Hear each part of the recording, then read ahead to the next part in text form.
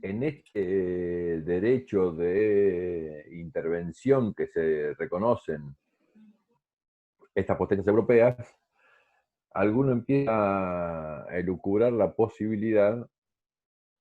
Los españoles dicen, señores, miren, nosotros estamos hablando de 1815, 1819, 20, 21.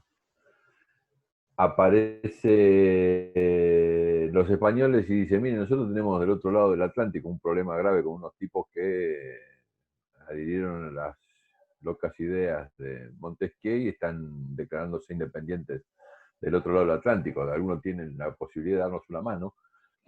El problema es que para entonces el poder, fundamentalmente el poder de los mares, el poder el señorío sobre los mares, en alguna medida ya lo había adoptado Inglaterra, con lo cual, y por supuesto que a Inglaterra le venía muy bien el tema de la independencia de los estados latinoamericanos, porque en alguna medida generaba comercio a partir con estas nuevos estados independientes a partir de este poderío naval que esgrimía, con lo cual, en alguna medida, los ingleses pusieron ahí un parate a esta cuestión de la intervención, pero fundamentalmente fue un discurso norteamericano, discurso del presidente James Monroe, que se produce el 8 de diciembre de 1922, que esgrime lo que se dio en llamar con los años la doctrina Monroe. La doctrina Monroe que, para ser absolutamente honestos, los estados latinos saludan eh, con beneplácito, en alguna medida. En la redacción original de la doctrina Monroe, básicamente tenía una connotación abstencionista. En primer lugar, en 1822 Estados Unidos no era lo que es hoy. En 1822 ni siquiera Texas era Norteamérica, no era Norteamérica y tampoco el Pacífico, ¿no? Eh, eh, Eran unas colonias ahí sobre el Atlántico con bastante influencia, pero no mucho más que eso. Eh, la declaración original de Monroe tiene básicamente tres aspectos. En primer lugar, dice, la primera definición es, no existen tierras res nullius en América. En toda América ya no hay tierras res nullius. Todos los territorios tienen adjudicado un titular, aún siendo colonia en algún caso. Pero independientemente de eso, todos los territorios tienen dueño, para decirlo de alguna manera.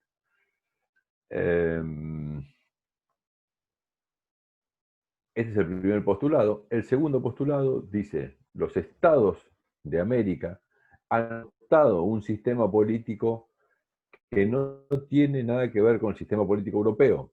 Acuérdense que estamos hablando en Europa, en el momento en el que se restablecían las monarquías absolutas y América estaban declarando la independencia y adoptando en su totalidad sistemas republicanos.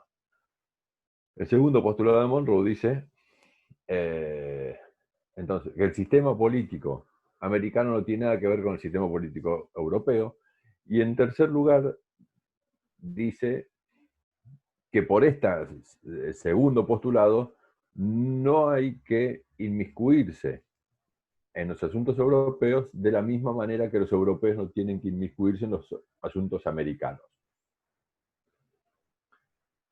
Así redactada, así establecida la doctrina Monroe original, por supuesto es saludada por los patriotas latinoamericanos. Dice, esto nos protege, nos protege, nos da una cobertura de la posibilidad de que los estados europeos vuelvan a reconquistar incluso en algún caso con la ayuda de otras potencias europeas, vuelven a reconquistar los territorios que se habían independizado en América Latina. El problema con la doctrina Monroe no es en su redacción original. El problema con la doctrina Monroe, fundamentalmente, si es que hay algún problema, algunos autores latinoamericanos establecen que hay dos problemas, básicamente, con la doctrina Monroe. Primero, que los americanos la utilizaron para lo que querían y no la utilizaron para lo que no querían. De hecho, como dicen algunos mexicanos, en 1833, solo 11 años después de emitida la doctrina Monroe, la invasión a Malvinas no significó, la invasión inglesa a Malvinas no significó ningún pronunciamiento por parte del gobierno norteamericano en aquel momento. Nada. Por supuesto, los norteamericanos hicieron una utilización selectiva de esta doctrina Monroe, y el segundo inconveniente básicamente de la doctrina Monroe es que cada uno de los presidentes o secretarios de Estado norteamericanos que venía a utilizarla en alguna medida le daba una vueltita más de rosca a la situación y nada, con el extremo en última instancia de la política del Big Stick, del garrote en América Central por parte de los gobiernos norteamericanos, Theodore Roosevelt, ahí 1905, 10, invasión a Cuba, 1906, incluso más adelante, bueno, la creación del Estado de Panamá para hacer el canal, creo que es un poco más adelante. Esto es más o menos la misma época. Por supuesto que todo eso fueron interpretaciones y se llamaron corolarios o interpretaciones que se hacían de la doctrina Monroe, por supuesto, en la visión que los norteamericanos tenían de la.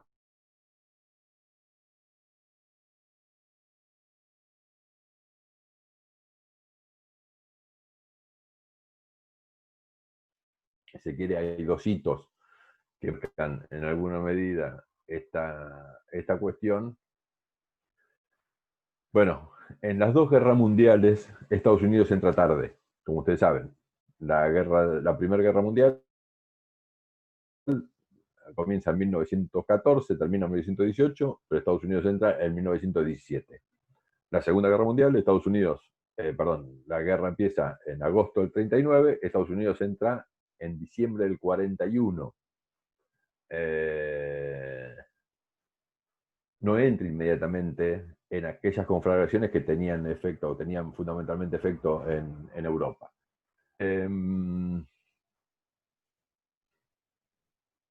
Y en alguna medida, si alguna interpretación, algunos autores interpretan esto como efecto de la doctrina Monroe. Los estados, la sociedad norteamericana o el status quo norteamericano no admitía una política de intervención en.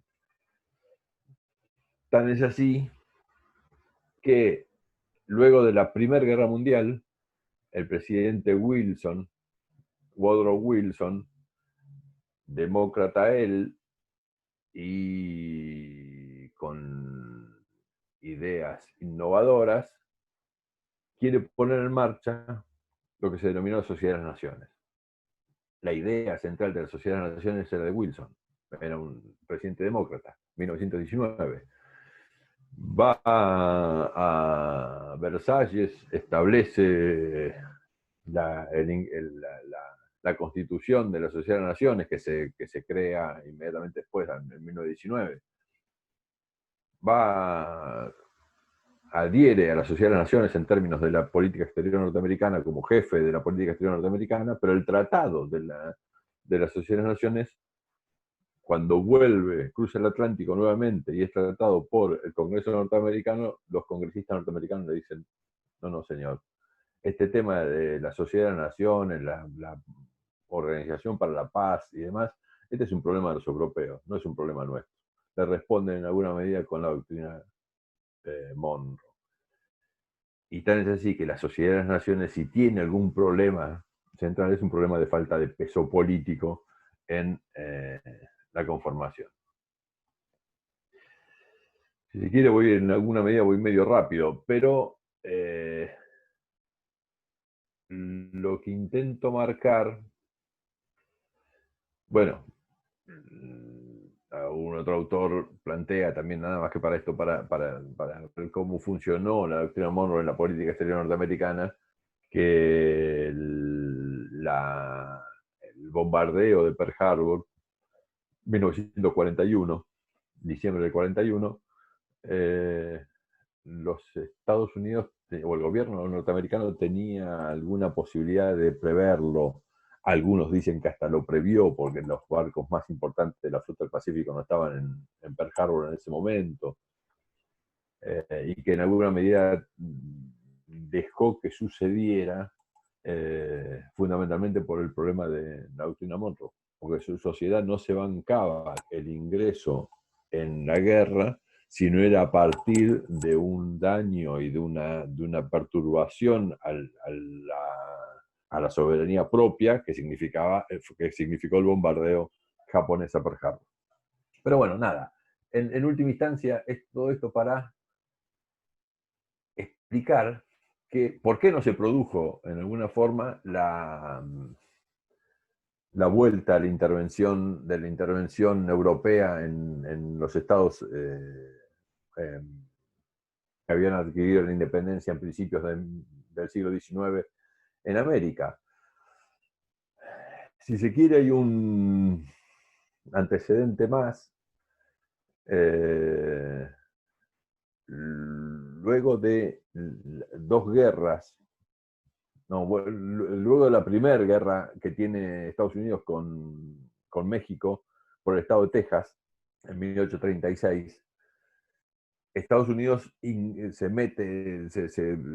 estalla lo que es la guerra de secesión. Creo que es 1947, 46, una cosa así. Como ustedes saben, la guerra de secesión, estados del norte contra estados del sur fundamentalmente esclavistas. Los esclavistas fundamentalmente, ¿por qué? Porque necesitaban los esclavos para las explotaciones de algodón y las explotaciones agropecuarias, mientras que los estados industriales del norte ya planteaban la libertad de la esclavitud y demás.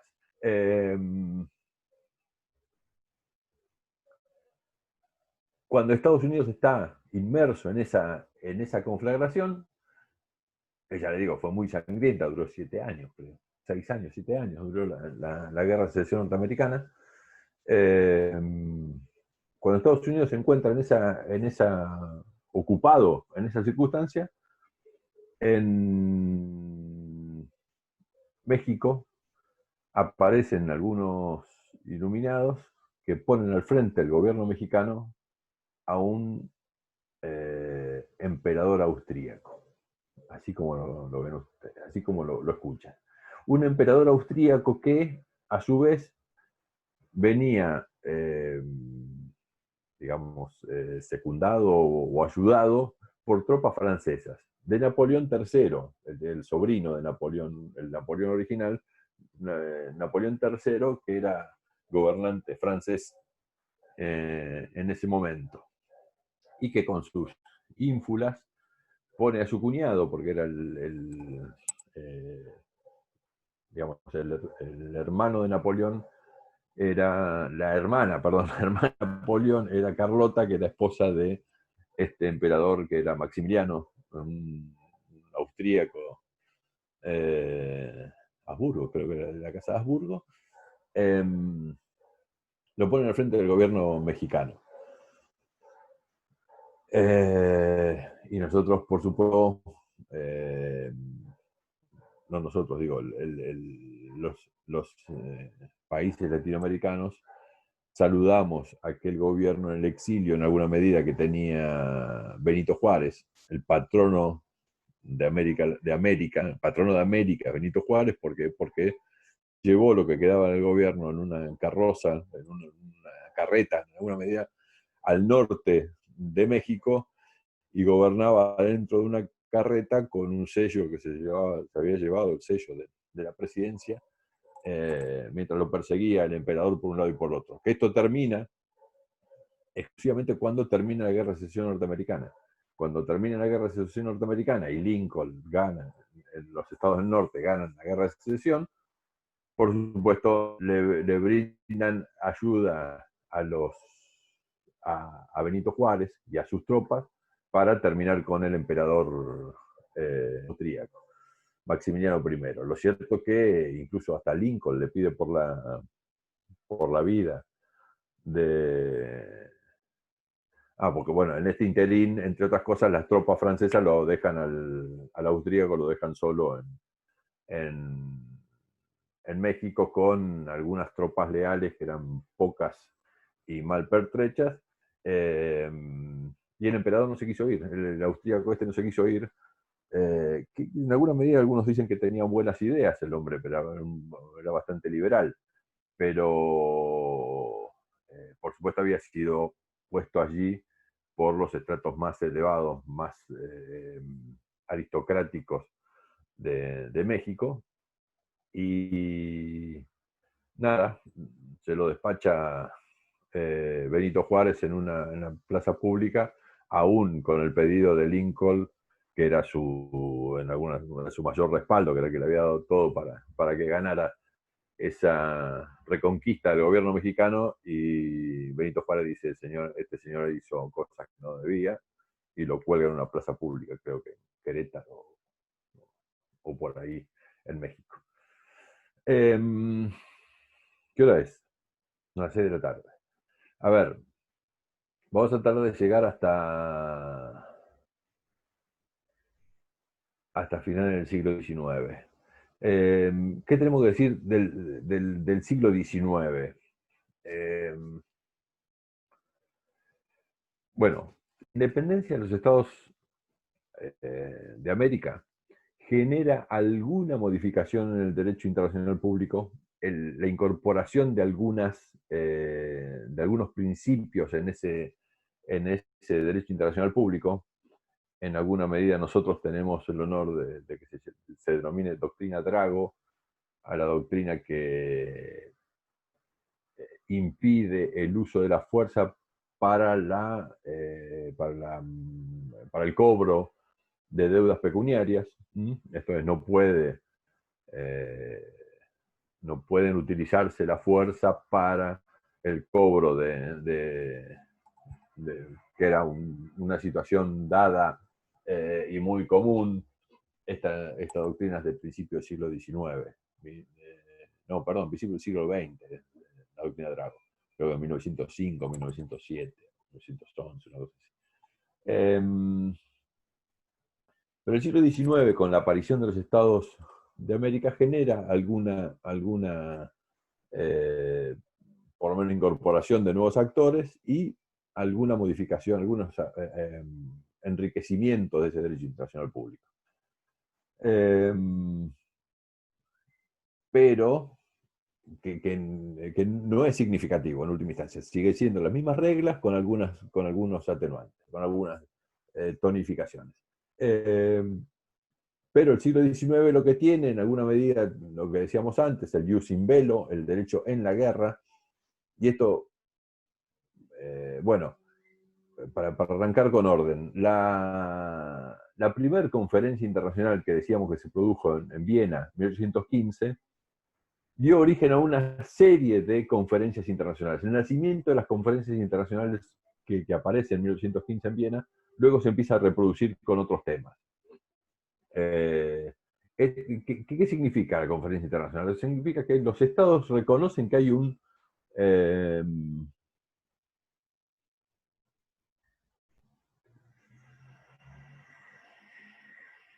sí, perdón, me estaban haciendo una pregunta sobre Luti Posidetis.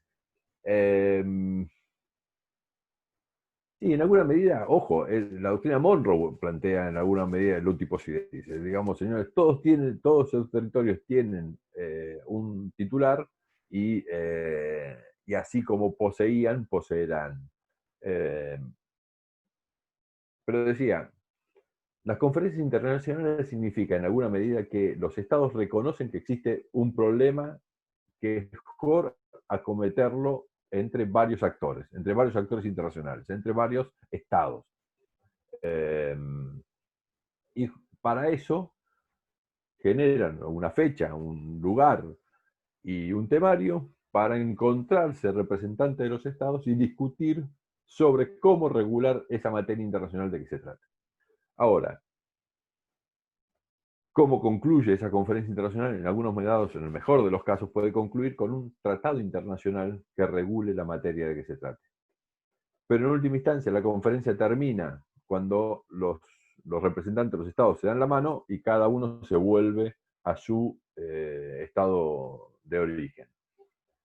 Y digamos, en última instancia, acuerdan que esa materia que los reunió en esa conferencia internacional se regularía de determinada forma como ellos lo establecen. Se cristaliza un reglamento, un tratado internacional para esa materia, se deja firmado, se suscribe en el mejor de los casos, por supuesto, si termina bien, y así queda la regulación durante un periodo determinado de tiempo. Y quedan en, bueno, vamos a revisar esta regulación en 2 años, en 3 años, en 4 años, nos volvemos a juntar y vemos cómo surge,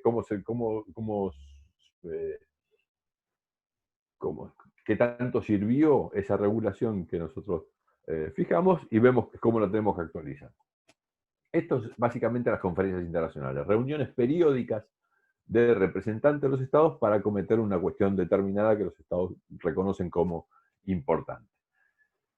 Y sobre el siglo XIX hubo muchas conferencias internacionales, algunas muy importantes. Sobre fines del siglo XIX se dieron muchas sobre regulación del jus in bello, fundamentalmente porque por ahí por 1850 y pico también se produce también a partir de otra batalla importante, que es la batalla de Solferino en el norte italiano, una matanza muy importante entre tropas austríacas, eh, austríacas de Prusia, de algunos estados de los Balcanes, contra franceses, algunos italianos, corsos y demás tropas, pero de cantidades industriales, y se produce esa batalla que el lugar donde se produce la batalla es transitado al día siguiente por un suizo que estaba comerciando por la zona y ve lo que sucede en ese lugar al día siguiente con relación a los heridos, con relación a los cadáveres, con relación fundamentalmente a la existencia de heridos todavía sufriendo en el campo de batalla, y qué es lo que el fulano hace cuando llega a Suiza, se reúne con algunos amigos y ¿qué hace? Es fácil. Crea la Cruz Roja, La Henry Cruz Dura. Roja Internacional. Claro. Henri Dunant, exactamente. Crea la Cruz Roja. Que la Cruz Roja, lo vamos a ver después, no es una organización internacional, porque en última instancia no está creada por los estados, está creado por particulares, pero es un gran actor en la regulación del jus in bello durante el siglo XIX, también durante el siglo XX, pero fundamentalmente sobre el siglo XIX empieza a trabajar sobre el jus in bello. Esto de, señores, si hay que ir a la guerra, llevémosla con algún grado de civilidad, para decirlo de alguna manera, supongamos que exista una guerra civilizada, ponemos. Entonces empieza a decir, esta bala no, porque esta bala explota. Bueno, en primer lugar, la regulación de prisioneros, regulación sobre heridos, regulación sobre utilización de la Cruz Roja, todo esto. Y sobre el siglo XIX, sobre el fin del siglo XIX, básicamente el zar Alejandro, creo que era Alejandro I, convoca un par de reuniones importantes sobre la regulación del jus in bello en Europa.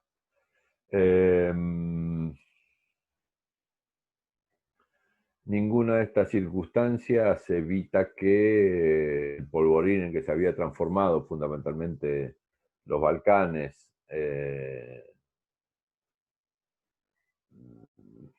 concluya en el comienzo de la Primera Guerra Mundial, en 1914.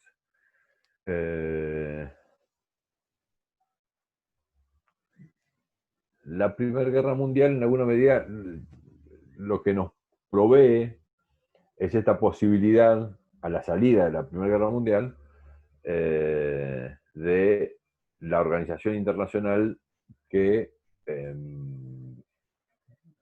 preveía en alguna medida, primera organización internacional de carácter global, la Sociedad de las Naciones, que tuviera la paz como objetivo principal, pero básicamente, como decíamos, nace Renga a partir de que el Estado que idea la organización no la digamos, no puede formar parte de ella porque sus propios legisladores le evitan el ingreso. Tampoco lo que se produce en la paz de Versalles es muy bueno en sí mismo. En aquel momento la Argentina tenía un representante en la paz de Versalles, que era el embajador argentino en París, que era el que fue presidente ayer. Alvear, perdón. Marcelo Torcuato Alvear. Y el presidente en la Argentina era Hipólito Yrigoyen. Cuando Alvear le cuenta a Hipólito Yrigoyen los términos de la solución de Versalles, Hipólito Yrigoyen le dice: usted no forma parte la Argentina no forma parte de eso, en primer lugar, y le contesta con una frase que no es de Hipólito Yrigoyen, en alguna medida es anterior, es de otro, me parece que es un patriota paraguayo, me parece que es, o me parece que es con relación a la guerra de Paraguay, donde dice: la victoria no da derechos. Donde Hipólito Yrigoyen le dice a Alvear: señores, los que ganaron la guerra no tienen derecho a generar semejantes condenas hacia los que la perdieron.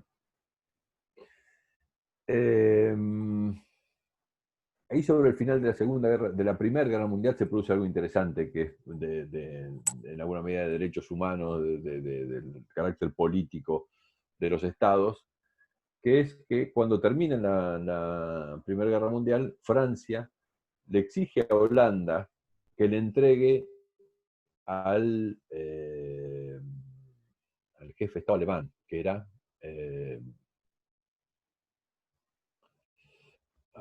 no, se me fue. Bueno, después lo buscamos. ¿Perdón? Era el Kaiser alemán, pero no me acuerdo quién era.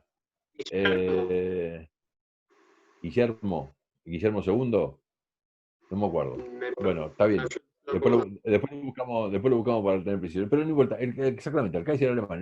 Los franceses le dicen a los holandeses: señores, entréguenme a ese hombre que lo voy a jugar por crímenes de guerra. Y los holandeses, que son creadores del derecho internacional con Grosio, allá en 1700, 1400 y pico, 1500, le dicen: no, señor, guarda.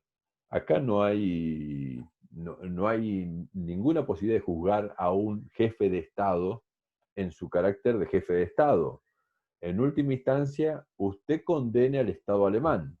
Y por eso las sanciones, fundamentalmente económicas, se aplican al Estado alemán. Pero ninguna posibilidad de juzgar a la persona que llevó adelante algunas cuestiones de Guillermo II, exactamente. El que llevó adelante esas acciones, que era el titular del gobierno alemán. Fíjense el cambio en última instancia que se produce entre la Primera y la Segunda Guerra Mundial, que después de la Segunda Guerra Mundial sí existe un acuerdo internacional para juzgar en términos individuales la responsabilidad de aquellos que cometieron crímenes de guerra, crímenes de lesa humanidad y genocidio por parte de lo que se denominó el Acuerdo de Londres, que juzgó a las cúpulas militares alemanas en Europa y en los tribunales de Nuremberg, que generaron los tribunales de Nuremberg, y los tribunales de Tokio, que se generaron para juzgar los crímenes en el Pacífico.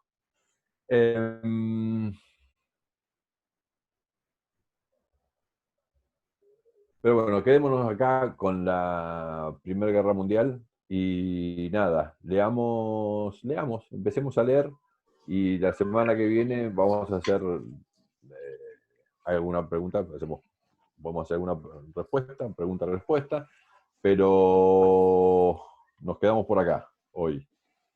A ver qué teníamos en el chat.